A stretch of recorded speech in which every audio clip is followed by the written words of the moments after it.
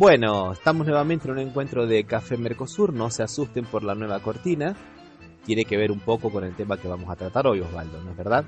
¿Qué tal, Ramiro? Sí, lo que vendrá. Le pedimos prestado a Piazzolla tema musical, lo que vendrá, y vamos a tratar un poco de la situación de los trabajadores en Argentina y el futuro que les espera a los trabajadores de Brasil, dadas algunas coincidencias en el nuevo gobierno que hay en Brasil, que no se sabe si se mantendrá o no, pero que a una semana de haber asumido ya da muestras claras de cuál es la dirección que va a tomar.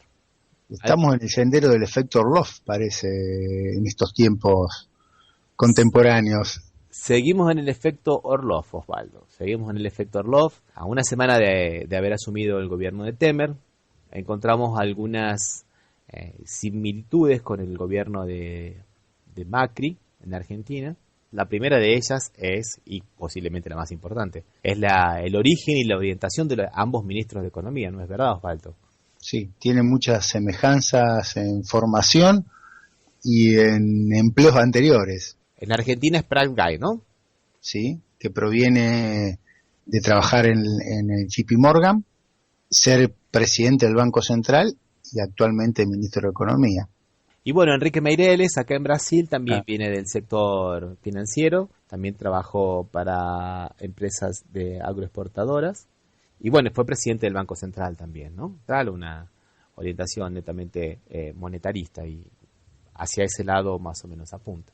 Esa es una de las primeras semejanzas que encontramos en ambos procesos. La segunda que podemos ver fue que tanto Macri como Temer, cuando asumieron, o mejor dicho, Prat Guy y Enrique Meireles, cuando asumen como ministros de Economía, el primer paso que hacen es, de alguna manera, inflar el déficit fiscal recibido por el gobierno anterior. En el caso acá de Brasil, Osvaldo, todavía no han decidido cuál es el déficit fiscal. Aquí la situación no estaba buena. El gobierno había pedido autorización para que el déficit fiscal cerrase en una cifra cercana al 96.000 millones de reales. Se calculaban que iba a ser un poco menos, pero el ministro de Economía apenas asumió, primero dijo que era de 135.000 millones de reales, después apareció la cifra de 160.000 millones de reales, y hoy apareció la cifra de 200.000 millones de reales. O sea, más que el doble. Más del doble del que tenían. Bueno, acá Prat Guy hizo más o menos el mismo juego. En el periodo anterior acá está en puntos porcentuales. Era 2,6 más o menos calculado el déficit fiscal. Y después que asume Prat Guy, haciendo enjuagues, mezclando números, le da algo más del 7, también más del duplicar el el déficit anterior. Triplicar casi. Casi triplicar, ¿no? Pero más que duplicar, por ejemplo. Sí, o sea, sí. Y eso, el tema por ahí a veces hablar del déficit fiscal no es tan grave, sino la manera que quieren terminar de bajarlo al déficit fiscal. Y es generalmente afectando el trabajo de la gente. Qué bueno que decís esto, Osvaldo, porque esta maniobra de inflar el déficit fiscal tiene, digamos, un doble objetivo, como si fuera un movimiento de tenazas. Por un lado, hablar de la herencia maldita, de lo mal que estaba la economía, y por otro lado, poner los gastos, los ajustes necesarios, que normalmente van a terminar siendo, por lo menos en Argentina se lo demostró, principalmente afectando al bolsillo de los trabajadores, como una cosa inevitable y urgente. Entonces, por un lado es lo que recibimos, y por el otro lado tenemos que hacerlo de una forma inminente, porque si no es el caos de la economía. Sí, y acá la manifestación más clara es que hasta el año pasado, o sea, con respecto al trabajo, ¿no? Esta cuestión de querer resolverlo a través de cortar planes de trabajo o subsidios a algún tipo de tareas, etcétera, o sea, todas medidas que nacen proactivas. Al terminar con todo eso y buscar reducir el trabajo, o sea, que se vaya reduciendo la cantidad de trabajadores registrados, terminó con que sea el principal problema este año el trabajo, el miedo de los argentinos a la pérdida del trabajo, cuando hasta el año pasado apenas el 10% de la población tenía miedo a perder el trabajo. Este gobierno que empezó ahora en Brasil, Osvaldo, no podemos decir que va a pasar lo mismo que en Argentina, porque hace muy pocos días ha empezado, pero apunta para ese lado. Pinta para ese lado. Pinta para ese Sí. lado porque el ministro de Trabajo ya ha dicho que él es favorable a la reforma de las leyes de trabajo, principalmente en el tema de la tercerización laboral. Con lo cual sabemos que la reducción de los salarios es inminente. Sí, sí, acá Ramiro tenemos la misma, aparentemente, no sé cuál es el nombre del ministro de Trabajo de Brasil, el nuevo. El nuevo ministro de Trabajo de Brasil se llama Ronaldo Nogueira. Nogueira. Debe tener algún parentesco con Triaca, el ministro de Argentina, porque están en la misma senda, o sea, nosotros llevamos 2 o 3 meses en la misma senda, ustedes apenas empiezan, pero la idea de Triaca tiene, por ejemplo, acá en la Argentina el salario mínimo vital y móvil se maneja por un Consejo del Empleo y del Salario, un organismo creado en el gobierno anterior, donde se establecía cuál es el salario mínimo vital y móvil, cuál es el salario mínimo que necesita un trabajador para vivir, por eso es vital, y se va moviendo de acuerdo al deslizamiento de los precios. Bueno, la tendencia actual del gobierno es la reducción del mismo a través de no dejar que crezca el mismo porcentaje que crece la inflación. La inflación en este año lleva algo así como el 18%, y el salario mínimo vital y móvil para junio se fijó en 6.810, que es un aumento menor al de la inflación que hubo en el mismo periodo de la última fijación del salario mínimo vital y móvil. 6.810 pesos. 6.810 pesos mensuales para el mes de junio. ¿Mm?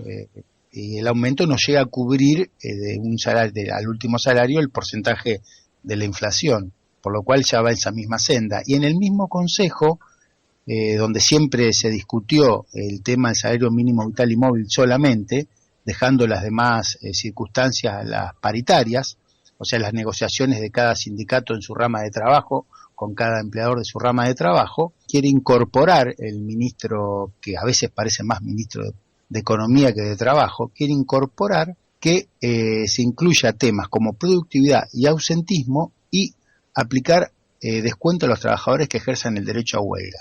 A ver si queda claro esto. El ministro de Trabajo, que es el que se tiene que preocupar por el trabajo de la gente, porque se defienda los derechos de los trabajadores, porque así está en nuestra organización, dice que si ejercen el derecho a huelga le van a aplicar descuentos, que eso figure en lo que diga el Consejo del Salario Mínimo Vital, el Consejo del Salario. O sea, es un retroceso bastante grande, Osvaldo, ¿no? Para la tradición nuestra, que siempre fue muy importante el accionar del ministro de Trabajo.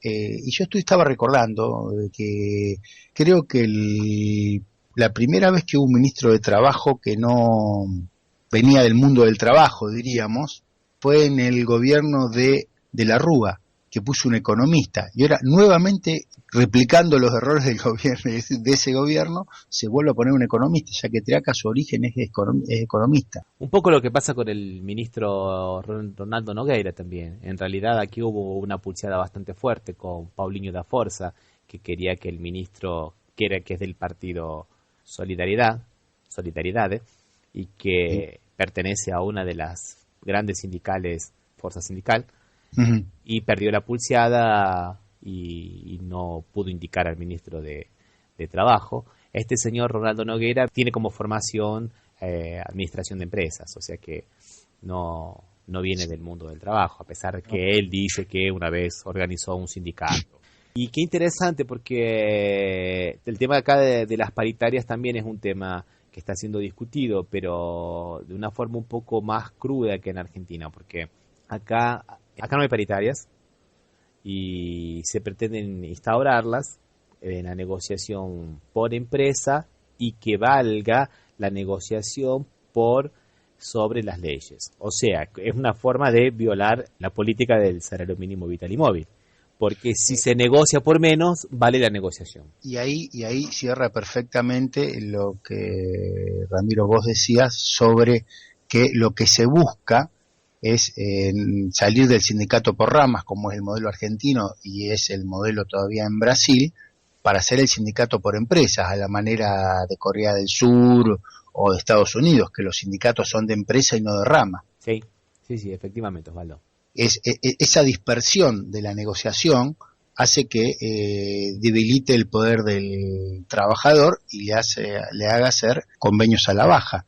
Intento que ya había tenido el presidente anterior, Carlos Saúl, proveniente de La Rioja, que también había intentado dispersar la negociación a través de hacerla por empresa y no por rama, como es la tradición argentina, diríamos. El modelo. Y que era un poco también lo que había intentado la dictadura militar en Argentina a través de la famosa reforma de la ley de asociaciones profesionales que nunca se llevó adelante, porque hubo una gran resistencia de los sindicatos. Sí.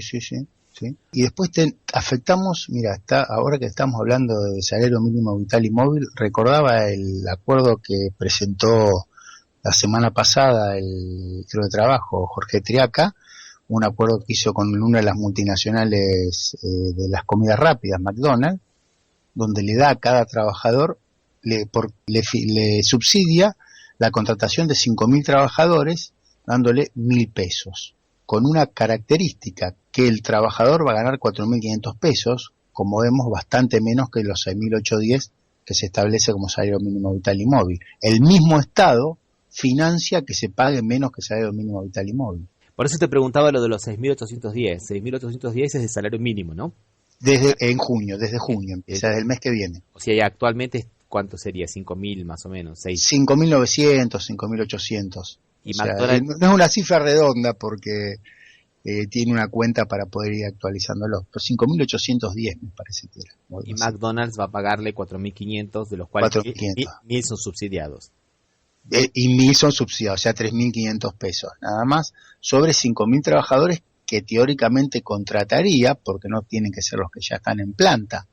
Si hablamos de 5.000 trabajadores a, supongamos, 50 trabajadores por local, los locales medianos, 50 trabajadores, tendría que hacer como 100 unidades de McDonald's para poder... 100 unidades de McDonald's, o sea que en este momento se están construyendo 100 McDonald's, cosa que no se ve en ningún lado, ¿no? Por lo cual parecería que en realidad esos 5.000 van a ir a usar los mismos trabajadores que están ahora, o despedirán algunos y contratarán otros, bajo el modelo Macri, ¿no? Sí, indudablemente.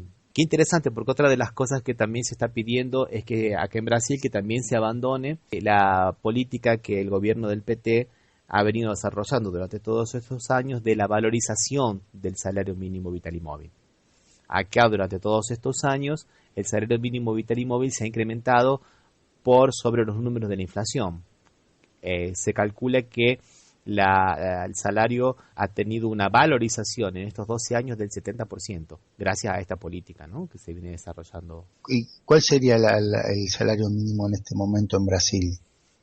Bueno, Osvaldo, acá el salario mínimo subió este año el 11,57% por causa de la inflación y en este momento está en 880 reales, más o menos, unos $240 más. $240. Acá el salario mínimo era el año pasado a valores constantes en dólares unos $700. En este momento estamos en 480. Acá ya hubo, ¿qué pasa? Acá tuvo más tiempo el gobierno para bajarlo. De diciembre a esta parte hizo todo lo posible para reducirlo. De cualquier manera, bueno, el salario mínimo en Argentina, la política de valorización fue un poco más profunda, porque comparado unidad por unidad que se podía comprar, creo que era uno de los más altos de Latinoamérica, el de Argentina. Era el más alto de Latinoamérica, no sé, en la actualidad superaba al de México y al de Brasil y al de Chile. No sé en la actualidad con respecto al de Chile si todavía sigue siendo superior. Y me estabas comentando, Osvaldo, de que en Argentina hubo muchos despidos, ¿no? Sí, en realidad hubo muchos despidos, tanto de la parte pública como de la parte privada.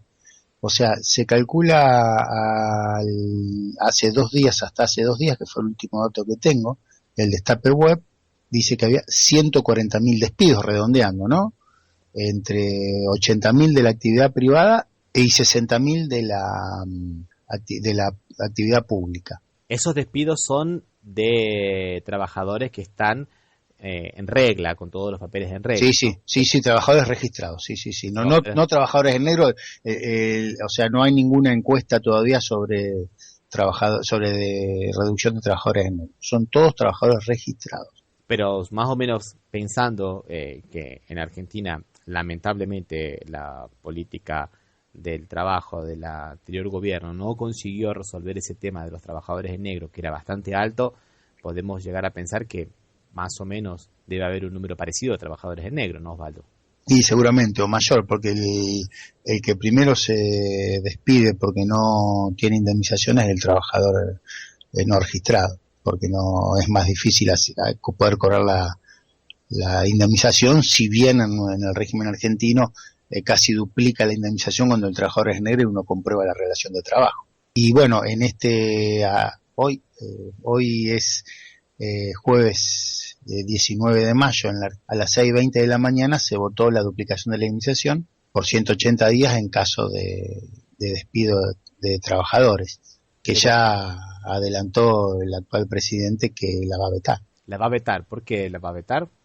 Diríamos que en un ejercicio de su fe republicana decidió vetarla, pese a que fue votada por más de 180 legisladores a favor y 70 en contra, pero decidió estar por encima de la voluntad del pueblo. En realidad, por los legisladores son los representantes del pueblo, alegando que esto en realidad no creaba trabajo, sino que dificultaba la contratación, siendo que la ley es solamente aplicable a los trabajadores hasta el momento que estén trabajando hasta el momento de la ley, no los que sean con posterioridad a la sanción de la ley. O sea que va a vetar esta ley que, digamos, de alguna manera no es que le ponga un freno, pero dificulta despedir a las personas, diciendo que no van a contratar más. Y esta ley es para proteger a los que están contratados, no a los futuros que van a contratar. Exactamente, no los que se contraten. Aparte, esta ley ya rigió entre el 2002 y el 2006, y en esa época fue uno de los periodos de mayor creación de empleo. Está bien que salía de una peores crisis del trabajo de la historia argentina, con más del casi el 30% de la desocupación y subocupación en el país. Y fue recuperando trabajo hasta llegar a menos del 10%, que era el tope que había puesto la ley anterior para seguir vigente. Cuando se redujera el 10% de la desocupación, ahí la ley perdería vigencia, la duplicación o por lo menos la mejora de las indemnizaciones por despido. Una cosa que es interesante destacar, que hay una diferencia en el régimen de las indemnizaciones por despido en Argentina y en Brasil. Porque en Brasil, bien, a ver cómo es en Brasil. Claro, Ramiro. en Brasil se hacen aportes tanto por parte de la patronal como por parte de los empleados a un fondo, y después, cuando al trabajador lo despiden sin causas, él retira ese fondo y la empresa paga una multa del 40% de ese fondo. Pero en realidad el dinero, la gran parte de la indemnización ya sale de un ahorro. Claro, es que es un aporte entre el trabajador y también gran parte del empleador, ¿no? Bueno, acá hay un sistema parecido en los trabajadores de la construcción, que tienen un fondo de desempleo, donde cada trabajador aporta la 12ª parte del sueldo mensualmente, y eso hace un fondo que, llegado a un punto, si lo despiden, el trabajador va cobrando de ese fondo, no percibe una indemnización, que es el único caso en la UOCRA. Después todos los demás trabajadores tienen un régimen de que es un sueldo por año o fracción mayor a 3 meses trabajado en caso de despido incausado. Bueno, aclaremos que la UOCRA es la Unión Obrera de la Construcción de la República Argentina, ¿no? El sindicato sí, que reúne a los trabajadores de la construcción, sí. Está fundado en el tipo de trabajo, en que la construcción no es estable, el trabajador se lo contrata si hay que hacer una gran obra, si no, entonces es una manera de evitar que el trabajador se quedara desprovisto de ingresos, ¿no? Y otra de las cosas que apuntó el nuevo gobierno es a la reforma de la previdencia, la reforma de las jubilaciones, y esos lo quieren sacar posiblemente antes de 30 días, y están negociando con los sindicatos. La propia Central Obrera, la fuerza sindical que le dio apoyo al impeachment, no acepta esta reforma y bueno, hay una negociación. ¿Y la CUT la acepta? Tampoco, ¿no? La CUT de ninguna manera. La CUT no acepta este gobierno, o sea, no se sentó, Sí, directamente sí, está bien. no se sentó a la mesa a dialogar. ¿Y cuál es la reforma planteada, Ramiro? Y la reforma planteada pasa por varios puntos. El primero de los puntos es establecer una edad mínima para la jubilación. Se hizo una encuesta en diciembre del año pasado, la hizo la Confederación Nacional de las Industrias, y salió ahora justamente que sale el tema, o sea, justamente sale ahora, ¿no? Sí, Donde extrañamente sale ahora, donde el 74% de las personas son favorables a que haya una edad mínima para jubilarse. Pero cuando le preguntan a las personas cuál sería esa edad mínima, todo el mundo dice que la edad mínima aceptable serían 55 años. Cuando ese número sube a 60, ese índice de aprobación cae al 17%. O sea, que una persona se jubile a los 40, Osvaldo, es bastante... No, Ramiro, bastante opinable, ¿no? O sea, sí, no, aparte me daría la impresión que no hay sistema que pueda resistir que se jubilen a los 40, porque se necesita aportantes para poder pagar esa jubilación. lo más interesante es que acá se plantean algunas cosas siempre por el lado, o sea, siempre que se corta por el lado, el hilo se corta por el lado más Delgado. por el lado más delgado. Estamos queriendo subir la edad, lo cual podremos discutirlo sí o no. No está mal, pero en ningún momento se está atacando las jubilaciones de privilegio, que acá son muy grandes y son muchas. A eso no se toca, solamente se subiría la edad mínima para jubilarse. Exactamente. Y otra de las cosas que se está queriendo, que quieren terminar es la cláusula gatillo de corrección, de actualización de la jubilación. Aquí, si aumenta el salario mínimo, aumenta la jubilación. Eso es lo que quieren también cortar un poco, esa cláusula gatillo. Sí, acá en la Argentina todavía no hay muchas novedades sobre la jubilación. Lo único que hay un comentario que acá hay una serie de sentencias de la Corte, son bastantes, son como 100.000 sentencias, no es poco lo que estamos hablando, que obligan a que se pague algunas diferencias porque hace años la jubilación no llegaba a cumplir el 82% móvil o el 66% móvil, que eran los valores que se tomaban como referencia. O sea, el 82% de lo que ganaría cualquier trabajador activo en esa rama percibiría el jubilado. Entonces fue habiendo una serie de sentencias, porque están muy rezagadas hace años la jubilación, entonces todas sentencias que están teniendo destino ahora y ya sabes, una cifra importante que tendría que ir pagando el Estado. Que va pagando, no es que no paga, va pagando, pero siguen quedando algunas sentencias sin pagar. Y como acá hay un régimen, un fondo de garantía de sustentabilidad de las jubilaciones, que se conforma por todas las acciones que tenían las antiguas AFJP, que son las administradoras de fondos, jubilaciones y pensiones, el régimen de capitalización privado que había en el país, en la Argentina, fue estatizado hace unos años y esas acciones pasaron a ser un fondo de garantía de sustentabilidad. O sea, un montón de empresas privadas, Siderar, el Grupo Clarín y Telefónica, Telecom, todo eso tienen parte de sus acciones las tiene Lancea en este fondo. Y la solución que encontró el gobierno de Macri para poder pagar esos juicios es vender todas las acciones. O sea, el fondo de garantía que tienen todos los que se van a jubilar en la Argentina en un futuro, vende todas esas acciones para pagar los juicios. ¿A quiénes se la venderían? A los amigos del gobierno, que son los titulares de Techin, del Grupo Clarín y demás empresas. A quedarse con el sistema, absorbe todas esas acciones que tenían, que en algunas empresas es importante, casi el 15 o el 20% en algunas empresas. Ajá.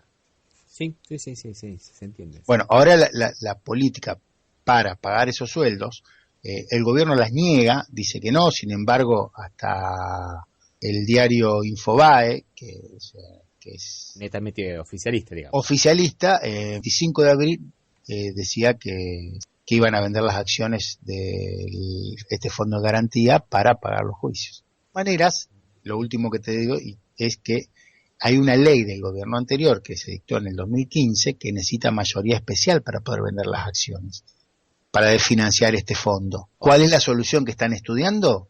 Un decreto. Un decreto. Si hay urgencia. Ahora, a las personas que nos escuchan aquí en Brasil, Osvaldo, les va a parecer un poco raro lo que estás diciendo de estos números de casi 150.000 desempleados en el gobierno de Macri, cuando aquí en todos los periódicos se habla de la nueva política de Macri y según lo que se publica aquí en Brasil, el gobierno de Macri habría incrementado el número de trabajadores. Bueno, acá también se está diciendo lo mismo, sobre todo en los medios que son oficialistas, que son la mayoría, entre comillas. Pero bueno, ¿cómo se llega a ese dato? Se toma el valor de abril del año pasado contrastado con abril de este año, obviando que de abril a diciembre del año pasado el trabajo aumentó. O sea, considerando abril contra diciembre, hubo una caída del trabajo de casi un punto. Eso de alguna manera justificaría las manifestaciones masivas en Argentina, no solamente de las centrales de trabajadores, como de otros varios sectores del trabajo, como los empleados estatales, los empleados universitarios. Sí, y también no te olvides de las empresas, pequeñas y medianas empresas, que generalmente acá en la Argentina son las más dependientes del mercado interno. La baja de salarios, la reducción del empleo, el miedo a la pérdida de salarios del empleo que retrae el mercado interno, hizo que estas empresas perdieran mercado, por lo cual también están interesadas en que el trabajo no se pierda y siga creciendo. Y es interesante lo que estás colocando, Osvaldo, porque es un poco qué modelo de capitalismo queremos. Si queremos un capitalismo expansivo y un poco más democrático, con algún sesgo keynesiano podemos decir, o queremos un capitalismo de grandes empresas con un 30% de trabajadores desempleados que son la variable del ajuste entre la oferta y la demanda. Sabemos que para que haya un equilibrio que cierre dentro de las grandes empresas tiene que haber una mano de obra desocupada de aproximadamente el 30%, si no el salario sube porque aumenta la demanda y disminuye la oferta.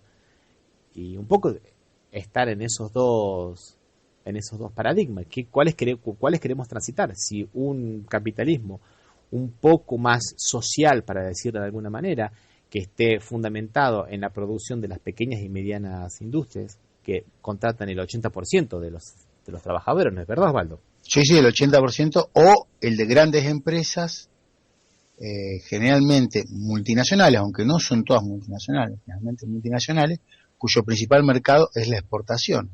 Entonces, eso es un poco lo que tenemos que ver, porque el salario, si nosotros pretendemos un desarrollo capitalista pensado más democráticamente, más horizontalmente, el salario no solamente es una variable de ajuste macroeconómico, como que también que es el verdadero impulsor de lo que es el mercado interno y el crecimiento en el mercado interno.